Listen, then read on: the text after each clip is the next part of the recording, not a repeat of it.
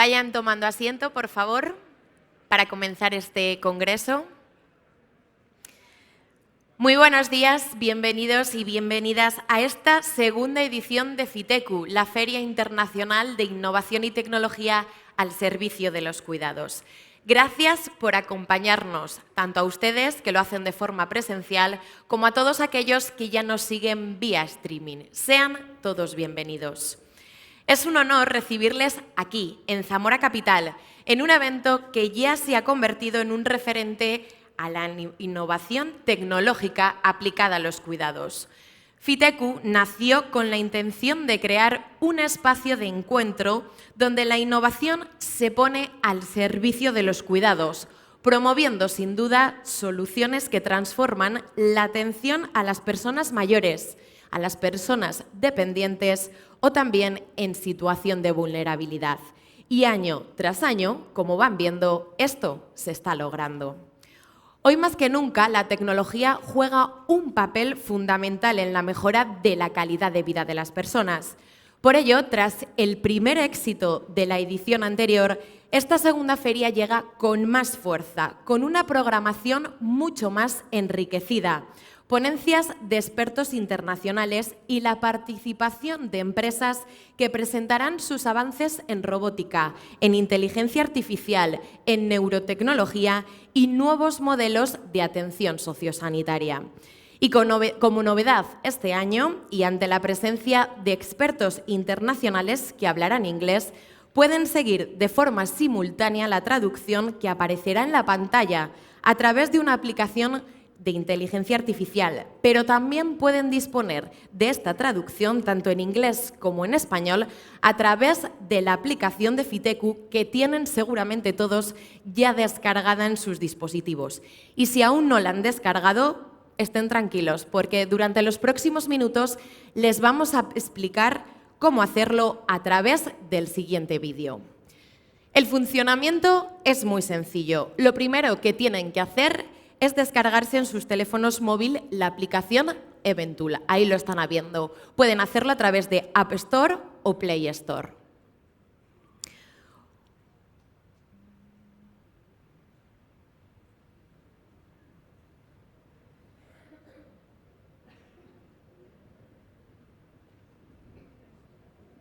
Una vez que ya la tengan descargada, es tan sencillo como abrir y solo les va a pedir el código que están viendo a continuación y que lo hemos puesto muy sencillo. Tan solo hay que poner FITECU 2024 y pulsar Buscar.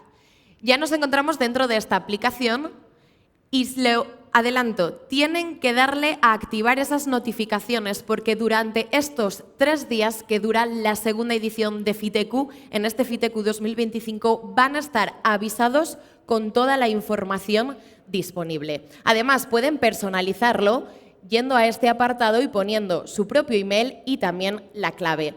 En el menú es muy amplio, tienen muchísimas cosas que ver y también cosas de las que informarse.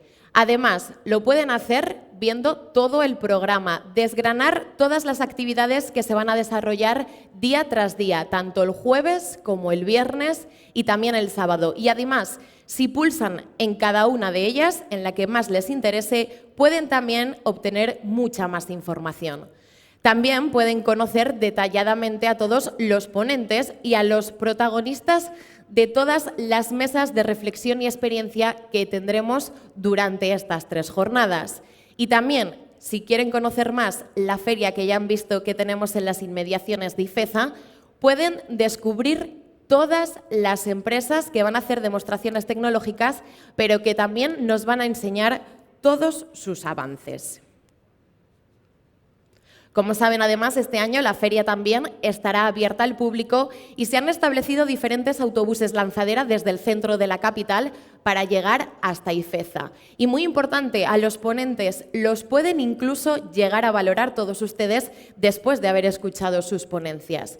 Y si lo que necesitan es la traducción, tienen tanto en español como en inglés. Y es muy sencillo, traducción simultánea, pulsan español o inglés, el idioma que ustedes necesiten, y tienen que conectar, eso sí, muy importante, sus propios auriculares para no perderse detalle. Y si además Ya esto a nivel personal, quieren personalizar la aplicación, pueden hacerlo metiendo sus datos y aquí tienen este código QR que les lleva a la acreditación que seguramente todos han presentado en la entrada. Como han visto, es una aplicación muy fácil de descargar, muy sencillo su funcionamiento y sobre todo también muy intuitiva. En el momento en el que tengan cualquier duda también nos pueden preguntar. Pero este vídeo queríamos mostrárselo sobre todo durante estos primeros minutos porque es muy ilustrativo. Durante estos 3 días, FITECU se convierte en todo un espacio de aprendizaje, de colaboración y de inspiración, poniendo el foco en el futuro de los cuidados, precisamente el lema de esta edición. Porque el objetivo de todos los que estamos aquí es muy claro: explorar cómo la tecnología puede mejorar la autonomía y calidad de vida de las personas, conectar a empresas, startups, profesionales y entidades, generando siempre sinergias. También impulsar ese debate sobre el futuro de los cuidados con modelos innovadores y sostenibles. Queremos, por tanto, que FITECU no solo sea una feria, sino todo un punto de inflexión en la forma de entender el cuidado en la sociedad del siglo XXI. Y precisamente de esto saben mucho países como Japón y Singapur, países que han desarrollado modelos de atención innovadores y que compartirán precisamente durante estos 3 días su experiencia en la integración demográfica de la tecnología en los cuidados. Es el caso de nuestra primera ponencia inspiracional. Gracias a sus iniciativas, miles de adultos han podido mejorar su calidad de vida al adoptar la tecnología en su día a día. Karen Wee es la Directora Ejecutiva de Lions Befrienders Service Association en Singapur desde octubre de 2021. Bajo su liderazgo, la organización ha destacado en la atención preventiva para personas mayores, especialmente en áreas de digitalización y desarrollo rápido de programas innovadores. Karen es reconocida como una estratega e innovadora y podemos tener el honor de contar con ella para esta primera ponencia de FITECU 2025. Un fuerte aplauso para Karen Wee. Please, Karen, it's your time. Thank you. Hola, and a very good morning to all of us here. I hope the translation is doing it rightly and also in Spanish for you all. Unfortunately, I can't speak Spanish, so excuse me with my limited vocabulary. First of all, I would like to thank the President, FITECU, as well as Cluster CV, and our partner, Lex Global Minds, and to all of you here for coming down. Today, I would like to ask a few questions in the audience. How many here are from the government or administration? Any show of hands? Okay, I guess people are shy. How about from technology? Anyone from technology? Okay, we've got quite a show of hands. How about from the universities doing translation research? Any academians here? Okay, we've got a few here. And lastly, the social sector. Anyone from the social sector? Thank you. Why is this topic important? Because all of you hold a piece of the puzzle. In your hand is a crossroads. Today, we're talking about healthcare, innovation, and social care. So this is where you create the future of society. And this is important because a lot of things lies in your hands and your transformation. The next thing I'd like to share is why me, coming from Singapore, is able to share some insights where we can learn together. So Singapore is the gateway for the millions of people in ASEAN, 670 million. We are the 4th largest economy with US 4.1 trillion into 7 countries in ASEAN, and we are the gateway. Personally, I'm also here to look at procurement of the latest technology. The Spanish technology is amazing, but little is known much in our area. So the other thing, the reason why we're speaking on this is because Singapore is a very small country with limited resources. However, with the population of 6 million in 731 meters square, with very little resources except humans, and most of them are talents resource from the region or the world. We build future-ready societies because in Singapore, we plan for 20 years in advance. So what we are sharing today may seem like a future-ready society. Singapore has already done it in the last 5 to 10 years, an implementation stage. And it's because of the need for survival, we moved from a third world country in 1960s to a first world in the 1990s, in one generation.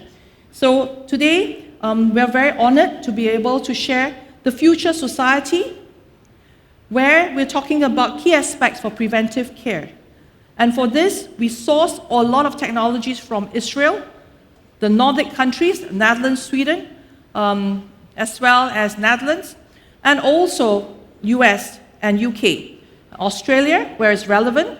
So we source from around the world, including Japan, South Korea. Anything that's relevant, we source, and most importantly, we protect the intellectual property rights.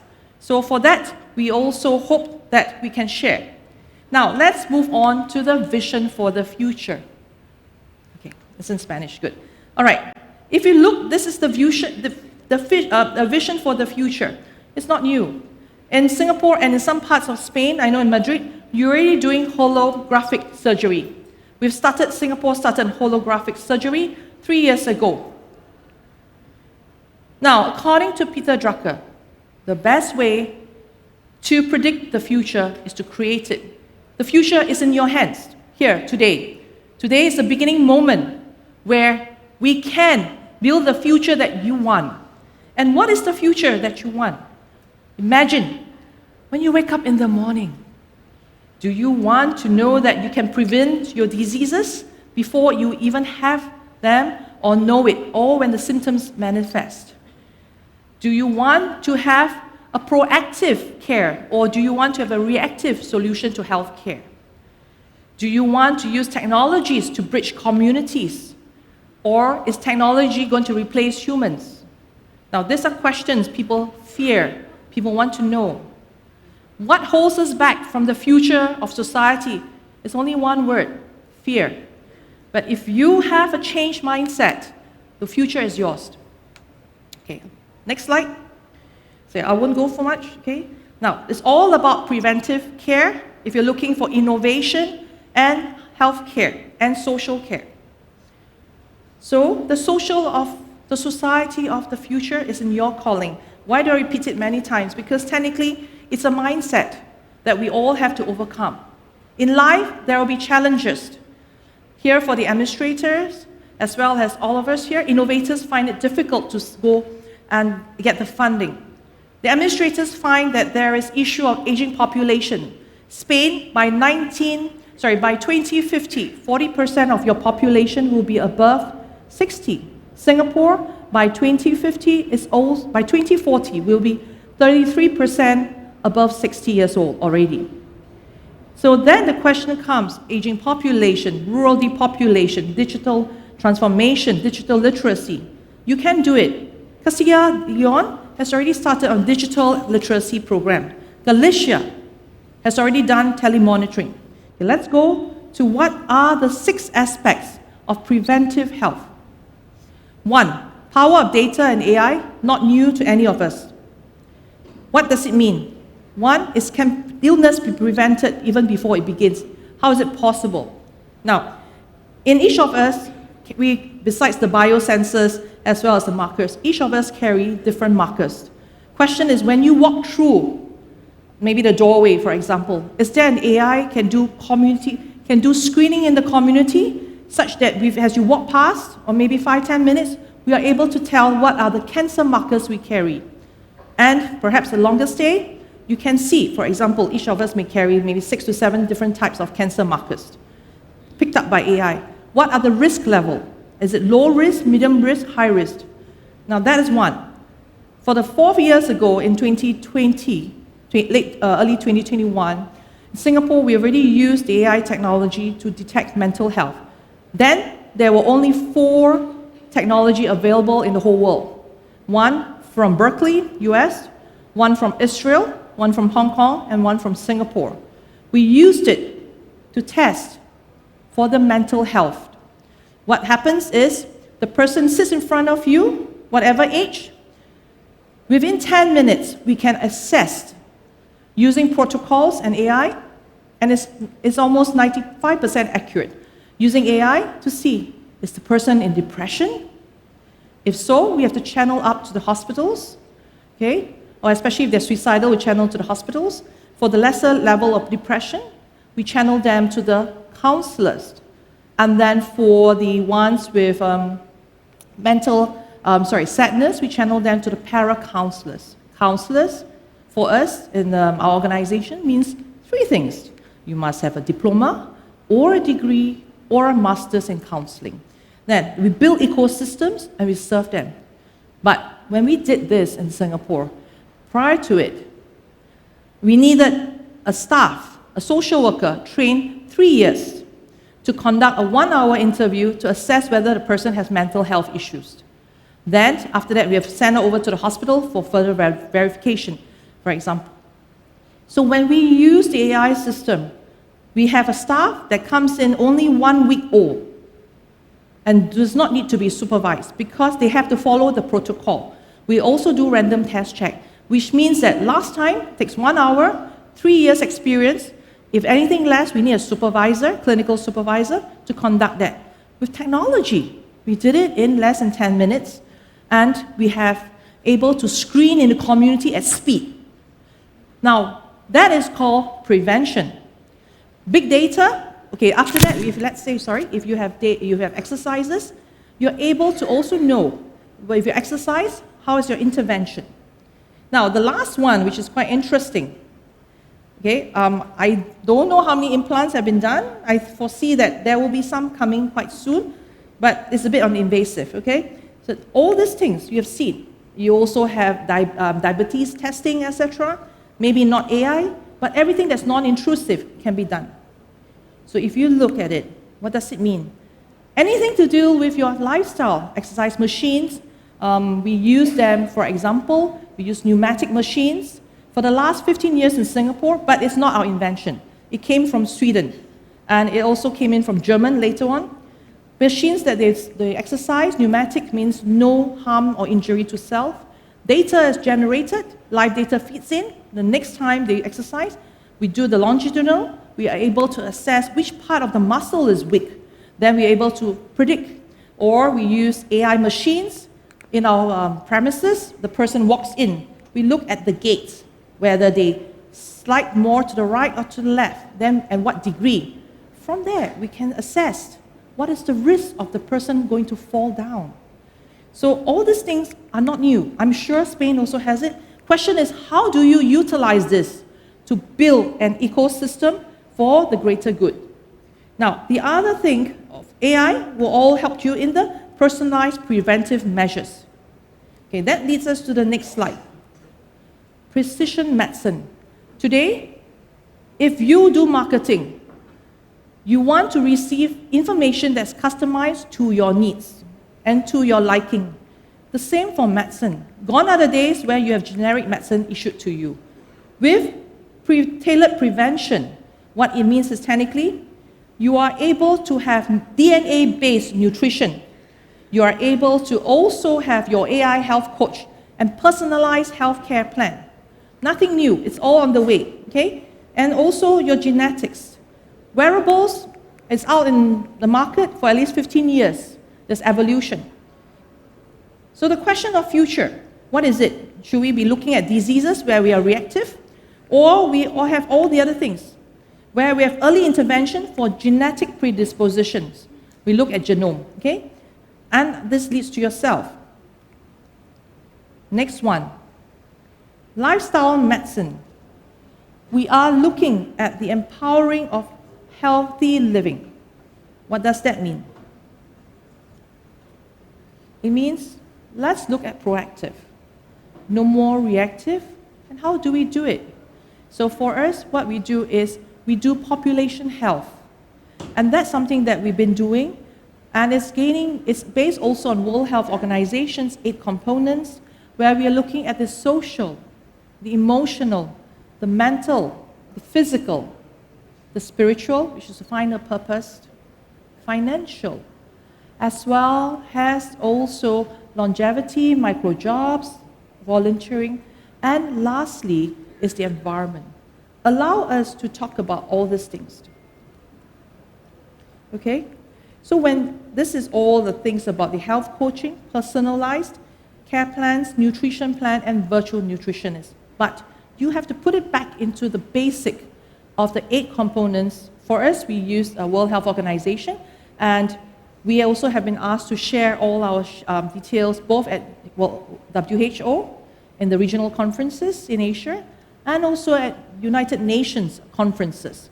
How we use technology, digitalization, and the components of 8 components, and we move people forward. How do we build an ecosystem?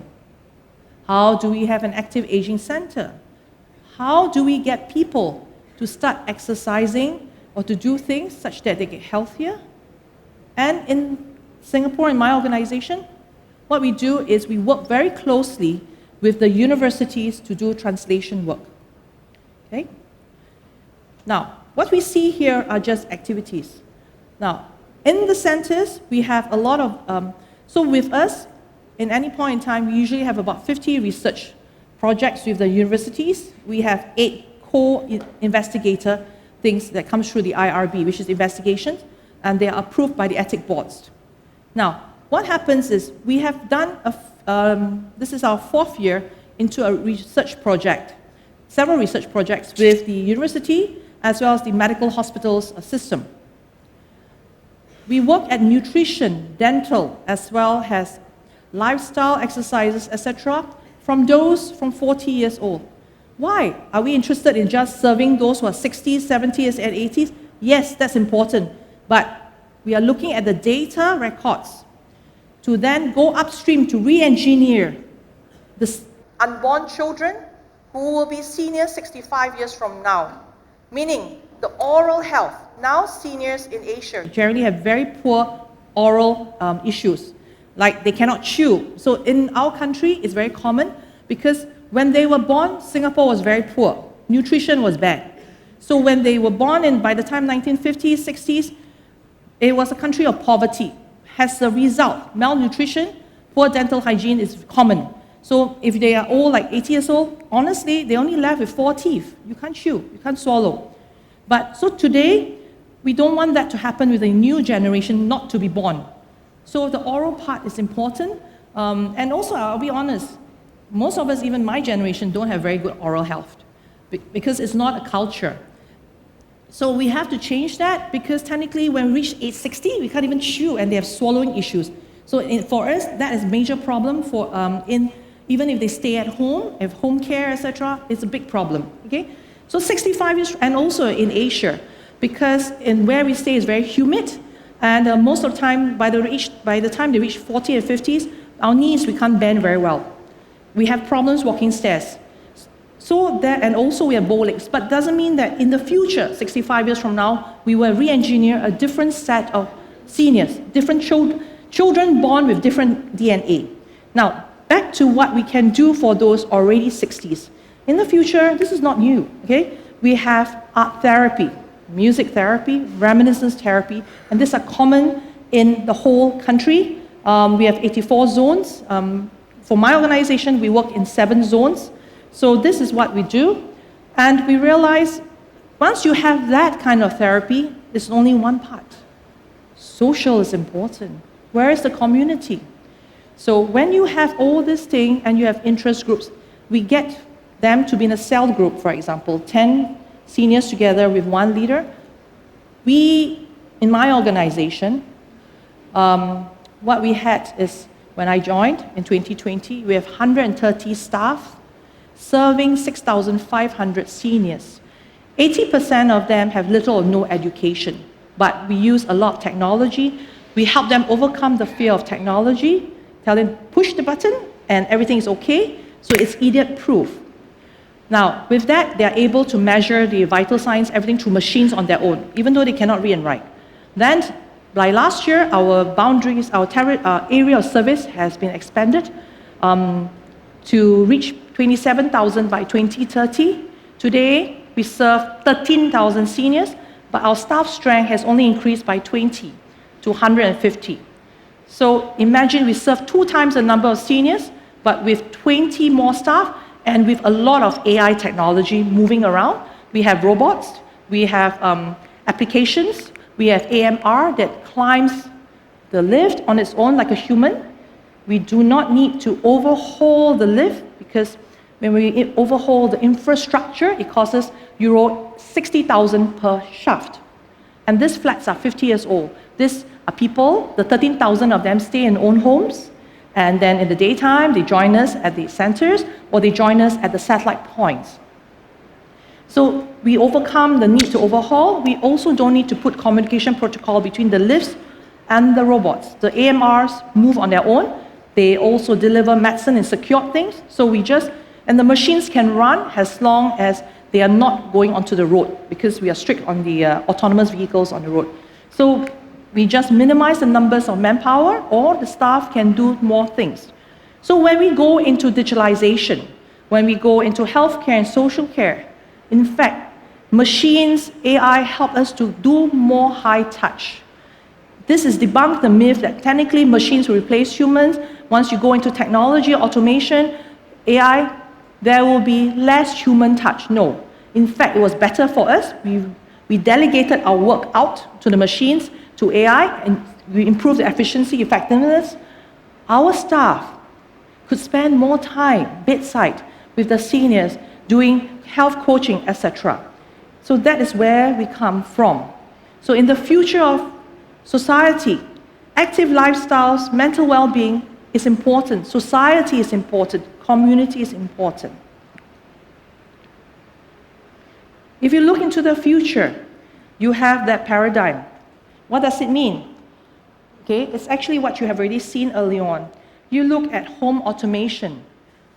We are slowly building up our homes in Singapore to be smart homes, meaning every home, especially when seniors stay alone, we have full suite of sensors. We have also automation you pressed, and then every day they self-report. Why? We don't want us to be knocking on the doors or calling them. Why? Because these are the people. They are the one who brought our country from a third world to a first world in one generation. How is it now that they're old? They need to be fed. They need to rely on us. No, they have a lot of dignity. All you need to do is to empower them, to give them the resources to help them to move with times, but the resources must be idiot-proof. It must be intuitive. The design of innovation, etc., must involve them. There's a lot of, even when you do design thinking, a lot of involvement with the seniors is critical.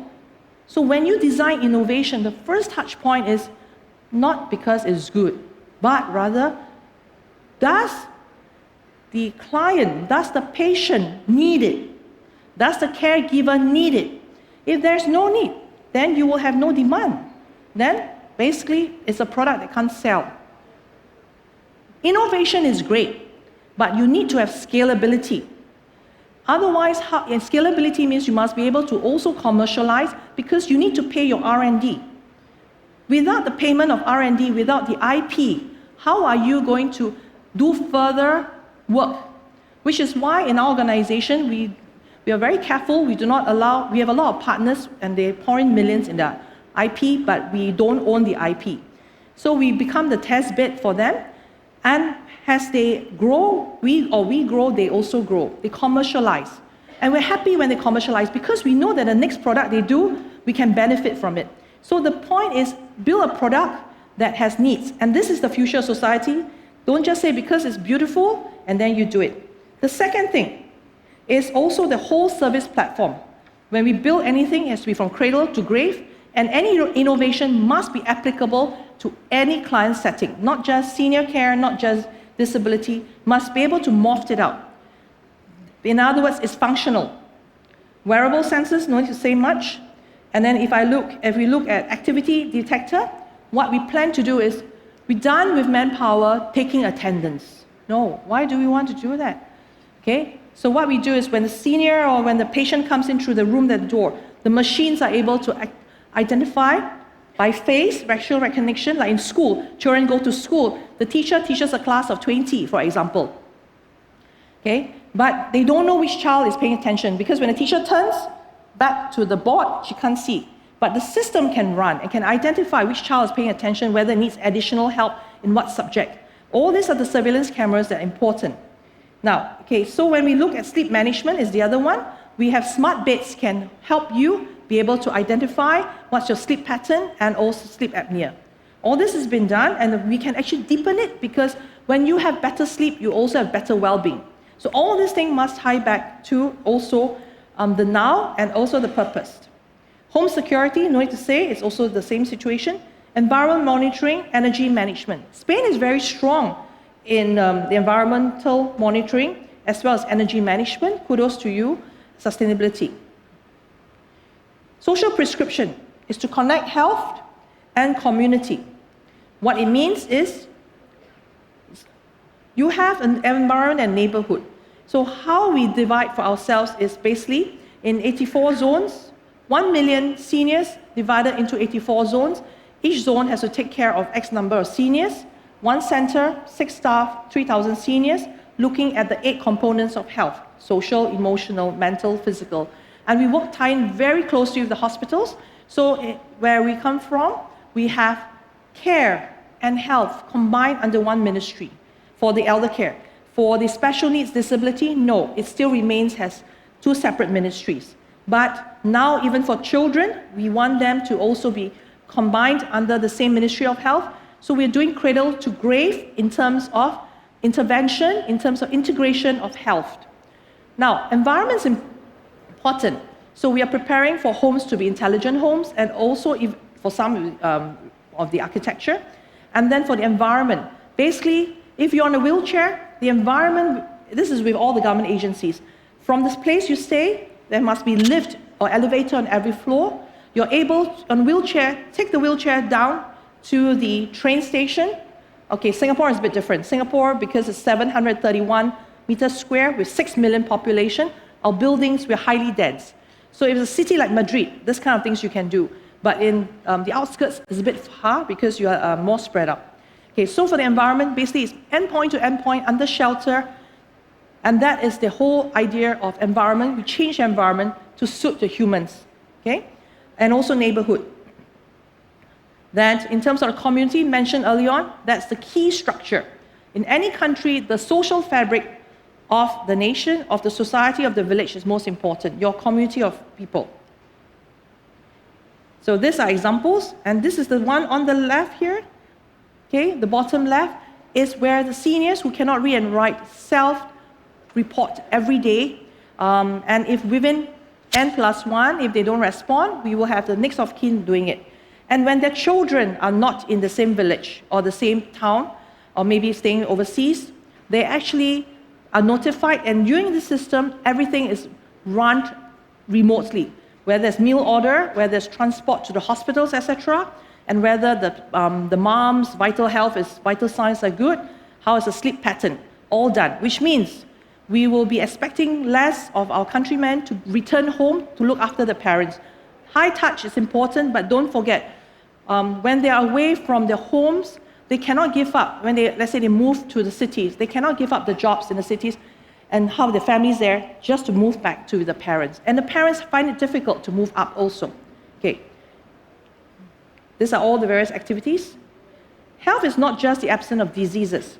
It's the presence of community, purpose, and connection. So these are the active aging and quality of life for preventive care for seniors. These are some examples. We use also a lot of voice-activated assistants. Smart homes, well, this thing was saying smart homes. Actually, now we're moving into intelligent homes. What's intelligent homes? When you have intelligent homes and there's construction outside the center, okay, then inside the center, the calming music will be played to calm the nerves. This is especially important for dementia care as well as senior daycare. And if it's raining, then with the intelligent homes system, lights will be turned on. If it's too hot outside, lights will be adjusted down. It's all using AI, no human intervention. So with that, you use less manpower inside. Smart beds, as mentioned earlier on, this helps you in your sleep apnea and also does the tracking of your respiratory and heartbeat.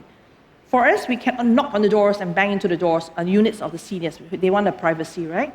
So when we have this on the dashboard, as long as we know they've got heartbeat and respiratory, they breathe, we know they're alive and we won't be banging on the doors to make sure that they're still alive.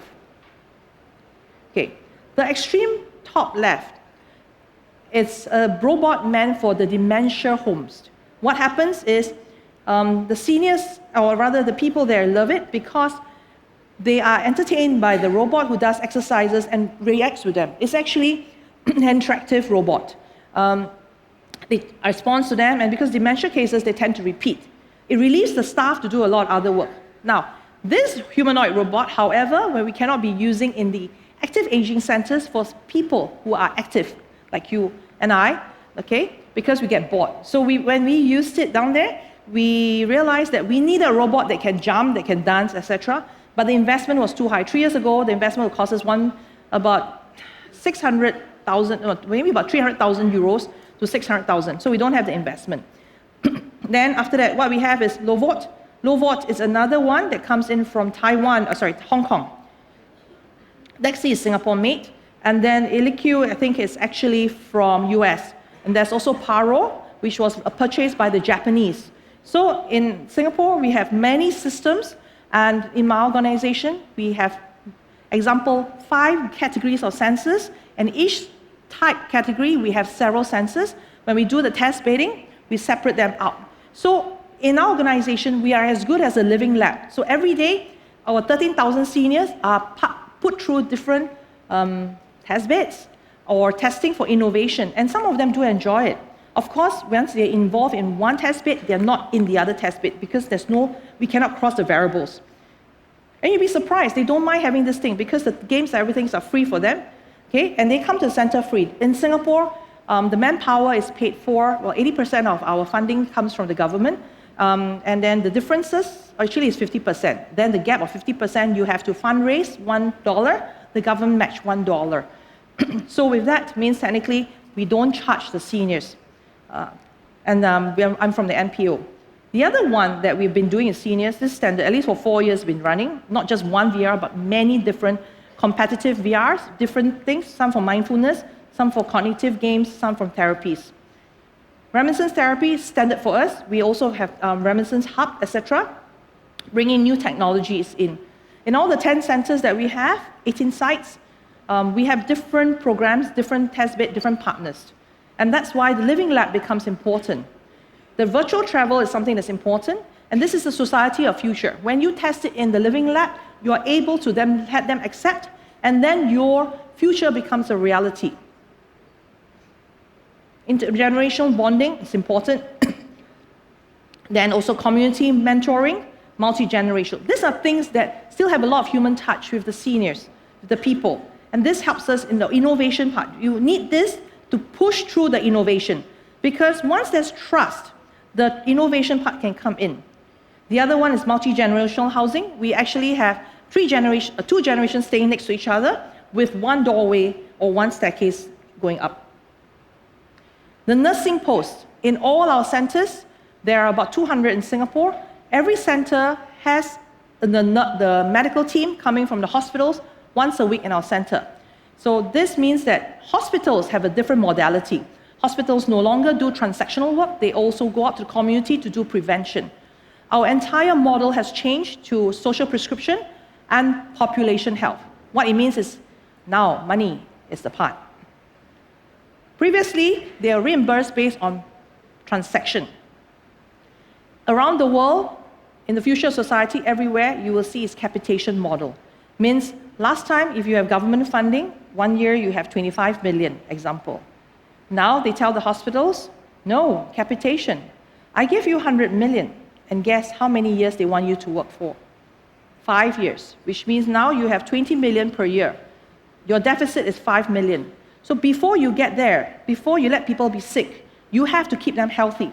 You have to invest in the team, the medical team, the nursing team, medical doctors, even the dentists going out to the community to do work when they are healthy, not when they are sick. Because when they are sick, the opportunity cost, the transaction cost just zooms up. A bed may cost $1,000 a month, $1,000 a day, inclusive of maybe medical and nursing team. Doesn't include surgery. But if you have them resting at home to recover, maybe it's zero cost, maybe you just have to pay for nurses to come, but $200. So meaning all these things are important, not just local health hubs. So for us in Singapore, hospital treatment is now mostly, we were trying to do from 7 days, for example, hospital treatment, to only 2 days hospital treatment, and the 5 days they do the treatment at home before they're discharged. Then there's a lot of preventive screening. Now, why do I talk so much about healthcare? Because health mindset has to change to a preventive mode. Okay, I'm left with 7 minutes.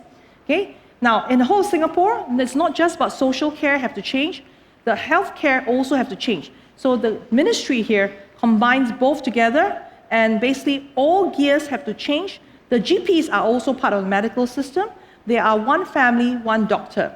Then inside each of the zones, we have one go-to point for the seniors, and for that means when we do the full integration, no senior falls through the gap. If not, we will also be penalized. Every 3 months, report to the government in all that thing. Smart cities, this is not new. It's been around for 15 years. But the question is how many cities, how many countries are able to do it and do it well? Okay, we are fortunate, we are small. Okay, so because of that, we have an advantage. Now, you can have the slides because this thing, I think there's a lot of things to share. So from transportation to banking systems to business grants portal to school information, business portals, okay? And then also the networking trade platform to smart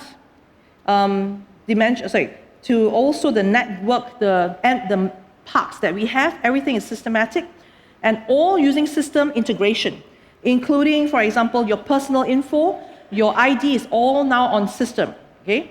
And then, of course, the health app whereby we register to see a doctor, and which doctor, which zone, it's all on the system in one point. And parking, we also know before we enter a place, where can we park? So the whole system of Singapore is fully integrated. And most importantly, I know the concern is about cybersecurity. So some of our advices to our country will come from Israel for cybersecurity, as well as the Polish. So we use the best around the world to help us. And we also have very strict cybersecurity. Of course, we are not foolproof. Yes, we got hacked by China once when they wanted to send us a message. Yep, and a warning sign. That was about 7 years ago. Okay, so which means that technically, we also have to move into quantum technology. It's already here in some of the countries. And quantum technology, we're on tier 2. We are not the tier 1 quantum technology, together with, which is in the US, which is US as well as China. So this all things is information piping through. Your encryption, your future-ready society is not just technology, innovation. The security becomes important. Your cyber security, quantum technology, all things have to come in. That one, the costs have to be borne, of course, by the country, which is more expensive, because quantum technology is very expensive. Okay, I should be finishing quite soon, but okay, I'm left with 5 minutes. Now, in the environment, don't be surprised. Air quality sensors is important. Now, cities of the future is what you dream, you build, and you show it can be done. Of course, everything involves money, but it also involves the sharing of resources, being interested, putting an effort to connect with the community. It's like potluck. When your family comes for family meal, potluck. Everybody brings what you have. And the other thing is have a growth mindset, go beyond what is given to you. Don't say, oh, okay. I have to say that in Singapore, one thing we're not very good in is we love to complain. So we have to combine and channel their negative energy into something positive energy. So we throw back the challenge. You complain so much, can you give us a solution? And we give them a lot. In my organization, we give them a lot of opportunities for the young ones to try and try and try and fail. So all the pilots that we have is 10% that made it. 10% of ideas make it to pilots. 90% after discussion is all thrown away. I mean, if they can know how to repackage, rehash, we leave it to them. That 10% then goes to pilot, and we always tell them, what are the needs? Is this a real need, or this is what you think? You go out there, do the testing, go down to community, get the focus. Of course, when you go to seniors 70 years old, they only see the now. So you have to work with also people 40, 50, and then you re-engineer what they want. Then we go and tell the team, okay, you figure it out, how to get there. the needs, senior management will get the money, the resources. My ministry only focuses on what's mainstream, things that are available, co-creation, pre-early adopters, we have to find it ourselves. So we go around the world and find it, we get partnerships, etc. Now, social interaction is important. This is about checking in with people. And I'm sure the Spanish are family-based, and they are very close relations. So I'm sure that social interaction is actually very good. But rather, when the children move to the cities, the parents are left behind. Doesn't mean that they cannot be surviving. They can, because the seniors left behind form another community. But you must give them the access. If they are used to analog machines, phones, give them the analog, but your system connects back to analog. Because when they were growing up, they were used, maybe the 80s people, born in 80 years old, they were putting the finger and do the dialing phone. Then come to our generation's press button. You go to live pressed. Our seniors back home have problem, especially those who have limited education. They don't know how to swipe. And it's not sensitive. So we told them, forget it. All technology, please don't give me swiping. Okay, like for example, your iPhone is all swiping. You tell them, no, press button. Because they only know how to press. So why you want to re-engineer that part? But at least they press, now they can get into, everything is idiot-proof. Then when they go into the machines, for example, vital signs, they just step on, and is FDA-approved equivalent. They have the slip, and they're very good. As long as they're not scared by the machines, they see, oh, red press. And then after that, oh, the machine slip comes up. You don't know how to read, they'll teach you the numbers or what indicators. So these are important things. Okay, so in my country, fortunately, even if the seniors cannot read and write, they can read numbers. Okay, because one, they can read bus numbers, they can read money numbers. So that thing, we have no problem. Okay, so wellness architecture is how you build the environment, your house, etc., and that's important. Now, the future of healthcare, it's not a luxury. It's a fundamental right. You need to have wellness and to be well-being. And you need to do this not just in the future of society, but now, because it's all in your hands. So when you do this, the future of society is now, today, you build it together. It is about collaboration, cooperation, looking at beyond what you can see, to see or to believe what you can't see, to build a vision based on the needs. Not the needs now, you have to project the needs, 30 years, 40 years, the needs. And you have to be consistent, because along the way there'll be lots of challenges. Money, there will be change in government, okay? So, but for us, we are a bit fortunate. When we do the 20-year plan, actually our ministries are run by administrators. So they come from the admin service. The CEO is from the admin service. We don't really, the politicians are coming in as their bosses, ministers. But the ministers can change, but the CEOs will change within the administration. They rotate, which means they only work for the people and for the good of the people. Policies, therefore, 20, 30 years, will remain on track towards the progress. So politicians may change a little bit here and there, patchwork, etc. The spirit and the genesis will not change. So for that, we are a bit thankful. So since 1960s, our policies have been for 20 years, 30 years. And so today, in Singapore, we already have planned for our grandchildren, our unborn grandchildren, but it's just that we do not know whose grandchildren will get the job, etc. That we are building into the future. And you must be brave to do that, to build into the future. And they'll say, nah, the future is too far. No, it's never far. Your future is today. Okay, with that, I thank you, and I'm on time. Okay, so thank you, and muchas gracias.